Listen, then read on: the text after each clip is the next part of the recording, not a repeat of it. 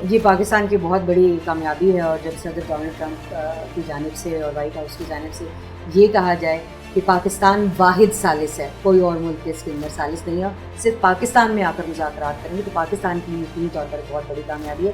لیکن سردار صاحب یہاں پر اگر ہم بات کریں اس وقت جو مذاکراتی عمل جہاں پر رکا ہے، وہ تعطل جو ہے وہ پوائنٹ وہ ہے کہ جہاں پر صدر ڈونلڈ ٹرمپ کہہ رہے ہیں کہ ہم جسٹ کال اوے، اب اگر بات کرنی ہے تو فون کر لیں، ہم اب دوسرے دور کے لیے نہیں، دوسرے دور کے مذاکرات نہیں ہو رہے، یہ جو نہیں ہو رہے والے سٹینس ہے اس کی کیسے دیکھتے ہیں؟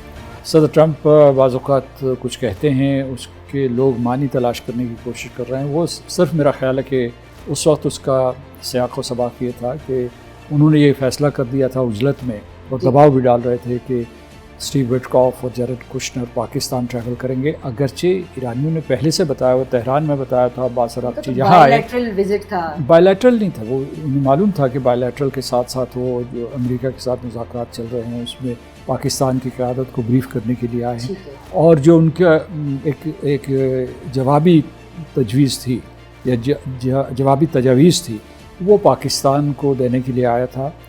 میں سمجھتا ہوں عباس اراغچی صاحب جو یہاں آئے ہیں تو اس کی کئی نقطہ نظر سے جو ہے کئی پوائنٹس آف ویو کی سے اس کی اہمیت ہے۔ میں بتاتا ہوں وہ کیا ہے۔ پہلی تو آپ نے بائی لیٹرل کہہ دیا، دوسرا یہ کہ نہ صرف انہوں نے اپنی جو ہے پروپوزل، اپنی ریڈ لائنز، اپنی باٹم لائنز بتائی ہیں مختلف معاملات کے سلسلے میں، بلکہ انہوں نے اپنا پرسپیکٹیو بھی بتایا ہے کہ کیا وہ نہیں کر سکتے، کیا وہ کر سکتے ہیں۔ اس لیے جو ہے روبرو ایک دوسرے کے ساتھ گفتگو کرنی بہت ضروری تھی، وہ انہوں نے کی، اور اس کے بعد وہ عمان تشریف لے گئے۔ عمان میں جو ہے دو معاملات کے اوپر انہوں نے گفتگو کی، ایک جو ہے جو ایک جوہری معاہدہ عمان کے وزیر خارجہ کروا رہے تھے، اور اس کا جو آخری مسودہ تھا یا آخری دستاویز تھی وہ ایران نے براستہ ایرانی، معاف کیجیے گا، عمانی وزیر خارجہ امریکہ کے حوالے کی تھی 26 فروری کو۔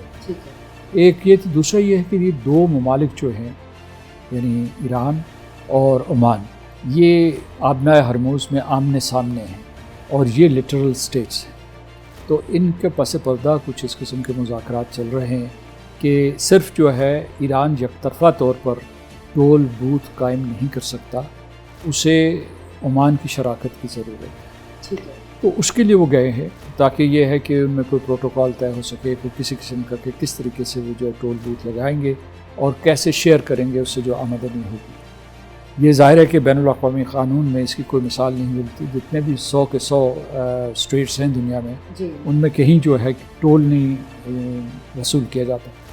اب میں آپ کو بتاتا ہوں کہ ماسکو تشریف لے گئے۔ ماسکو کا کیا کہانی ہے وہ بھی بتائیں۔ تو ماسکو کے ایک یاد رکھیے گا کہ ماسکو اور ایران کے بہت گہرے تعلقات ہیں۔ گزشتہ برس جو ہے دونوں ممالک نے ایک معاشی، سیاسی اور ملٹری معاہدہ کیا تھا، اگرچہ انہوں نے جو ہے فارملی یہ ڈکلیئر نہیں کیا کہ ہم اسٹریٹجک پارٹنرز ہیں، لیکن یہ اسٹریٹجک پارٹنر سے آگے ہیں جس قسم کی ان کے درمیان کلیبوریشن ہو رہی ہے ٹیکنالوجی میں۔ اس کے علاوہ جو ہے ویسے بھی جو ہے کیسپین سی ان کو جوڑ دیتا ہے، روس کو اور ایران کو، اور اس جنگ کے دوران بھی روس نے ان کی کھل کر حمایت کی ہے ایران کی، اور تو اس لیے ان کی ابھی جو آپ اور میں بات کر رہے ہیں تو یہ عباس اراغچی ان کی وزیر خارجہ جو روسی وزیر خارجہ ہیں ان سے بھی ملاقات ہو گئی، اور صدر پوٹن سے بھی ملاقات ہو گئی ہے۔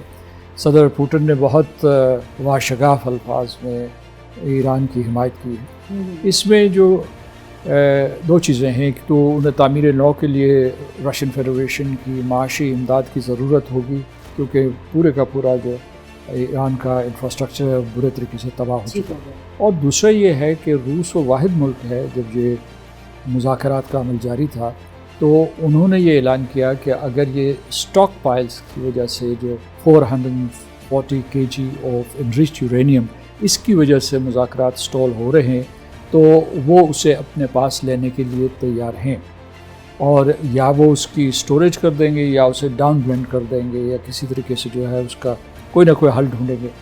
اس کے سلسلے میں ایران نے ابھی تک نہیں کہا کہ وہ اس کے لیے تیار ہیں، ایران نے بلکہ یہ کہا ہے کہ وہ اسٹاک پائلز کسی صورت میں کسی دوسرے ملک کو نہیں دیں گے، اور خود صدر ٹرمپ اس کو مسترد کر سکتے ہیں۔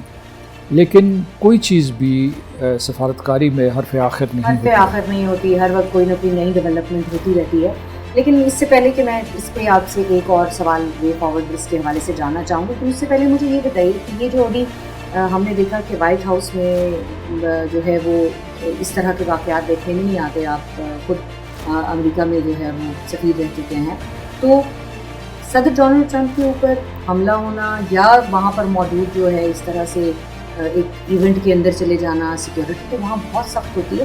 حالانکہ صدر ڈونلڈ ٹرمپ نے یہ بات کہہ دی ہے کہ اس کا ایران کے ساتھ کوئی تعلق نہیں ہے، لیکن آپ اس واقعے کو کیسے دیکھتے ہیں؟ کسی رنگ اپنا تجزیہ دیجیے گا اس پہ. صدر ٹرمپ نے اپنے مخصوص انداز میں کہا ہے کہ یہ سیکیورٹی فیلئر نہیں ہے. ان کو 60 منٹ میں وہ جو انٹرویو دے رہے تھے تو اس کے بعد انہوں نے کسی نے کہا کہ مگر وہ تو وہاں پہنچ گیا تھا اور اسلحہ کے ساتھ پہنچ گیا تھا، تو انہوں نے کہا کہ وہ اتنا بیوقوف تھا، وہ کوئی اپنا کام بھی نہیں مکمل کر سکے.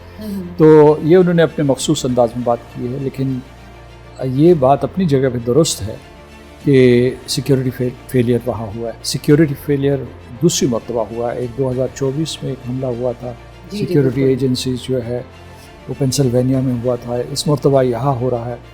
تو میں سمجھتا ہوں کہ اگر آپ واشنگٹن میں پریزیڈنٹ کا سیکیورٹی پروٹوکول دیکھیں تو وہاں پرندہ نہیں پر مار سکتا، اور جو آؤٹر پیریفری ہوتی ہے اس سے کوئی اندر نہیں جا سکتا. تو یہ تو بہت قریب چلا گیا تھا، اور اتنے سارا اسلحہ لے کے پہنچ گیا. جو میگنیٹومیٹر تھا اس سے اس نے کراس کیا ہے اور پھر جو ہے بڑی تیزی سے کیا ہے.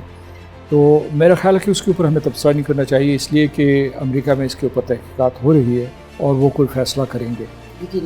اور یہ بھی صدر ٹرمپ نے بڑا اچھا کیا کہ انہوں نے فوری طور پر یہ وضاحت کر دی کہ اس کا ایران کے ساتھ کوئی تعلق نہیں ہے، ورنہ صورتحال اور الجھ سکتی تھی. بالکل. اور یہ بھی بتائیے گا کہ یہ جو ابھی آپ صدر ڈونلڈ ٹرمپ کے بڑے مخصوص انداز کی بات کر رہے تھے، مخصوص انداز ہے، تو ابھی تک تو انہوں نے کہہ دیا ہے کہ اب فون کے مذاکرات ہوں گے، لیکن وہ ان کا فون جو ہے وہ ٹویٹس اور جو سوشل کے اوپر جو ہے وہ بیانات کے اوپر اور ایک نئے بیانی کے اوپر جو ہے وہ اکثر مصروف رہتا ہے. آپ کو کیا لگتا ہے کہ اب صدر ڈونلڈ ٹرمپ کا مزاج دیکھتے ہوئے، دوسری طرف ایران کا مزاج دیکھتے ہوئے، یہ جو مذاکراتی عمل ہے کتنا لنگر آن ہو سکتا ہے اور کتنی جلدی ہم اس کو کسی اسٹیج کے اوپر کسی پازیٹیو اینڈ کے اوپر جو ہے ختم ہوتا ہے دیکھ سکتے ہیں؟ پاکستان اس میں ہوگا یا جی میں سمجھتا ہوں کہ پاکستان کی پوزیشن ایز اے میڈیٹر برقرار ہے. اور عباس عراقچی صاحب یہاں سے جاتے ہوئے یہ کہہ کے گئے کہ وہ جو بھی پروپوزل جو ہے پاکستان کے ذریعے دیں گے. امریکہ کی بھی یہی ترجیح ہے. صدر ٹرمپ نے یہ جو کہا ہے کہ وہ ٹیلی فون پہ کال کر سکتے ہیں، تو میرا خیال ہے کہ اس میں یہ دیکھنا ہوگا کہ ایران براہ راست گفتگو کرنے کے لیے تیار ہے یا نہیں. یعنی مطلب یہ ہے کہ پاکستان کو الگ کر کے وہ گفتگو کرنے کے لیے تیار ہے تو پھر ساری ذمہ داری اس کی آ جائے گی. پاکستان صرف واحد ملک نہیں ہے جو یہ ثالثی کروا رہا ہے. اس کے پیچھے جو ہے علاقائی ریاستیں ہیں، چین ہے، اور اس کے علاوہ تمام مغربی ممالک پاکستان کی اس پوری کی پوری کوشش کی تائید کر رہے ہیں. تو میرا خیال ہے کہ پاکستان کو اس ایکویشن سے ہٹانا بہت خطرناک ہو سکتا ہے.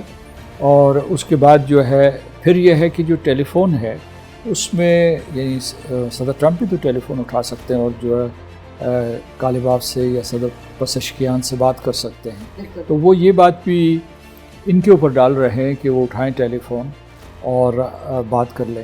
میرا خیال ہے کہ یہ انہوں نے عجلت میں کہی. انہوں نے بلکہ ایک عجیب و غریب جواز دیا تھا کہ فاصلہ بہت ہے اور اس میں پیسے بھی خرچ ہوتے ہیں. میں پیسے کی بڑی پرواہ کرتا ہوں کہ یہ اسٹیو وٹکاف اور جیرڈ کوشنر کیوں اتنا لمبا سفر کریں گے. میں ان دنوں جب یہ آ رہے تھے تو میں اس وقت یہ سوچ رہا تھا، مجھے پہلے سے پتا تھا کہ یہ نہیں آئیں گے.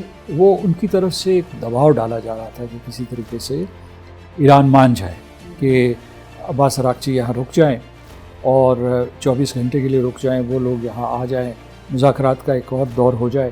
لیکن جو عباس عراقچی اور اس کے علاوہ جو ایران کے قائدین ہیں وہ ان دو مندوبین یا ان دو جو ہے انوائز کو تو تسلیم ہی نہیں کرتے.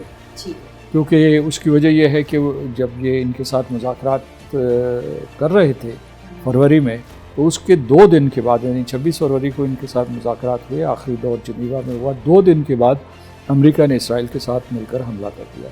اب آپ دیکھیے کہ یہ لوگ جو ہے ان کے ساتھ براہ راست گفتگو کروانے سے کترائیں گے اور ان کی یہ ترجیح ہوگی کہ سیاسی سطح پہ، اعلیٰ سطح پہ اسی طرح سے جو ہے وہ میڈیٹر، اور اگر پاکستان جیسا نیوٹرل میڈیٹر ان کو میسر ہے تو کہیں اور دیکھنے کی ضرورت نہیں ہے. سجاد صاحب آپ کا بہت بہت شکریہ. سردار صاحب کی گفتگو آپ نے ملاحظہ فرمائی، یہ ایک سینئر سفارتکار کا تجزیہ ہے ساری سچویشن کے اوپر، لیکن اس میں ایک عوامی رائے بھی ہے کہ عوام کیا سوچتے ہیں، میسز کیا سوچتے ہیں.